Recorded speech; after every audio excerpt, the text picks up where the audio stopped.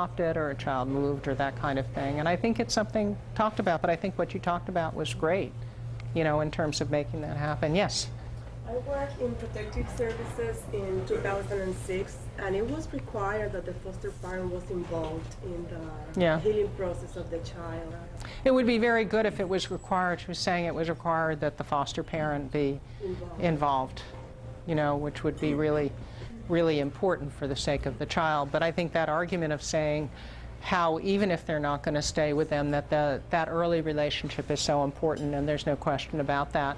The only other thing I wanted to say about settings is they very much believe if mental health services and interventions can be delivered in areas where children and adults are. So we work a lot in school settings, we work in Head Start and early Head Start and child care settings. It destigmatizes the delivery of mental health services, and it allows you to reach people that otherwise you might not be able to reach. And I know it's harder in some ways, and there's not space, and there are issues of privacy and all of that, but I think there are ways to deal with that. Yeah. So other developmental issues with post-traumatic stress disorder in preschool children. Again, the behaviors and reactions may be expressed through play and other means than just through language. We may see temporary regressions and then they recover. The repetitive trauma-focused play is very common. It's what we see all the time. And we also may see reactions that are not clearly associated with the trauma. And then for school-age children, these are some of the kinds of things that we see. The only thing that we haven't talked about is physical symptoms, headaches, stomach aches. That's very common. Again, trauma-related play and verbal repetitions over and over again. And then adolescents tend to be more like adults. You get some of those negative behaviors in adolescence, as well as revenge fantasies at times, depending on what they've been exposed to. Yes? Was a repetitive play, is that something that should be encouraged as the means of them expressing themselves, or is that something that they're just kind of like reliving it over and over and over, and you should try and break that?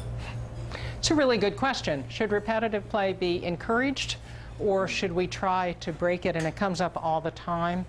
And in general, I would think of letting them do the repetitive play over and over again. From a psychodynamic point of view, it's what Freud talked about as the repetition compulsion. You heard me mention that before, and it's the way of working through the trauma.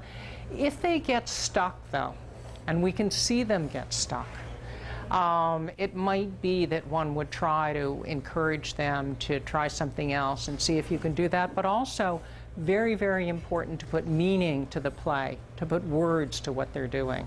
You know, it's very important to put words to the emotions. You know, depending on what the play is, you know, it looks like you're really scared. That was a really scary experience, and continually doing that. But we have that come up, and so those would be kind of the two ways that I would look at that. I already mentioned child-parent psychotherapy, the relationship-based model, and TFCBT. One other point I want to leave you with before we just talk a little bit about self-care is developing trauma-informed child-serving systems. And I don't know whether I have this on your handout, but I want you to at least think about this point. This is something that was put together by this idea, Judge Michael Howard and Dr. Frank Putnam from Ohio. And I'd be glad to email you an article about this, and you'll also find it if you go on the NCTSN website.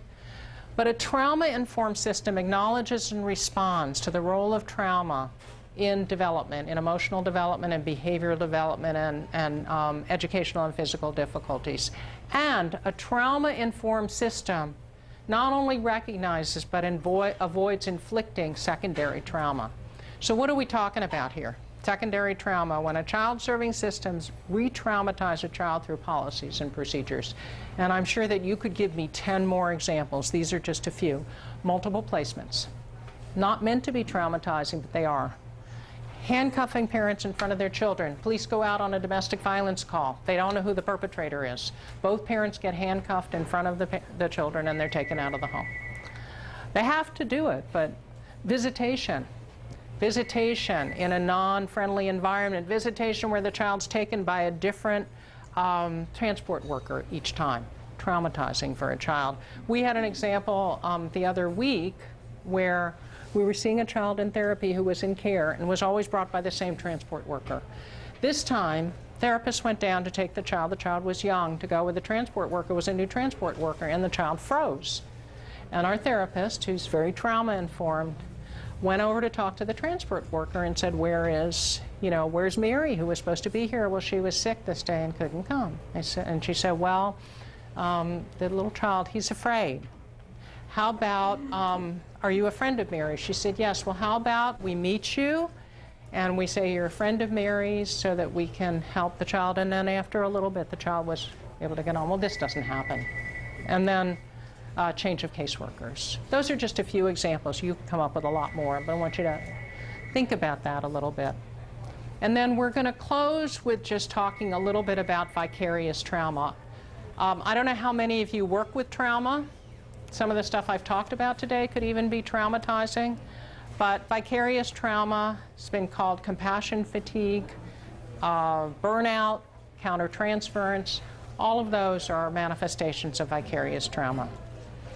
These are some of the people, and we probably could come up with many more people who experience vicarious trauma. Mental health providers who see these cases, interveners, child welfare, early intervention, teachers, first responders, judges, lawyers, CASAs, court-appointed special advocates, and guardian ad litem who are dealing with these cases. And many of these people don't have training related to trauma, and foster parents as well.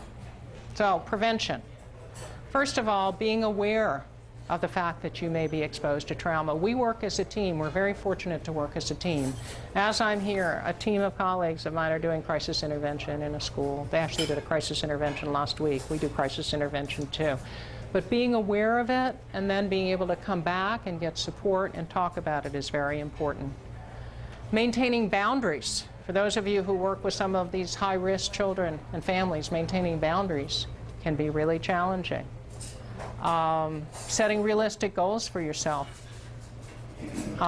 Getting social support and also self-care. Balance between home, work, self, and others.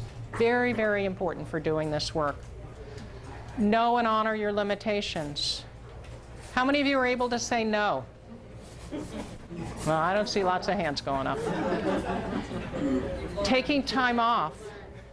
Sometimes some of our colleagues say, I'm taking a mental health day. Just take a day off.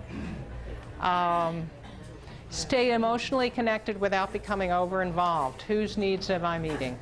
So that's very important as well. And then in terms of interventions, identify stressors one at a time and be able to deal with them one at a time. Again, an appropriate work-life balance. Activities to rejuvenate and heal, and the mental health day when you feel overloaded.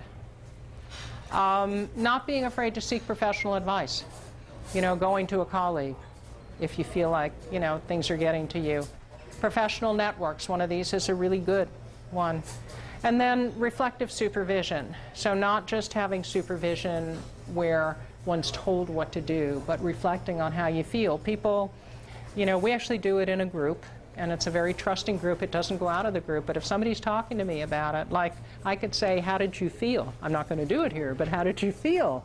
When, this little baby's losing the hair, and then you find out that the mom comes in with bruises. I mean, it brings up a lot of those kinds of feelings, so that's very important.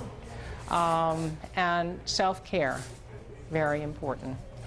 Adults need to find ways to help themselves, especially adults who may be traumatized. If you're with all the stuff all the material I've talked about today, a lot of people, most people have had some traumatic experience or other that's impacted them in some way or other, and it's very, very important to be aware of that. And if there's a trigger, I can tell you, I'm not going to share my own traumatic experience. I've had some of them, as all of you have, but there'll be something about one particular case or situation, whether it's mine or somebody else's, that triggers. You have to be aware of that.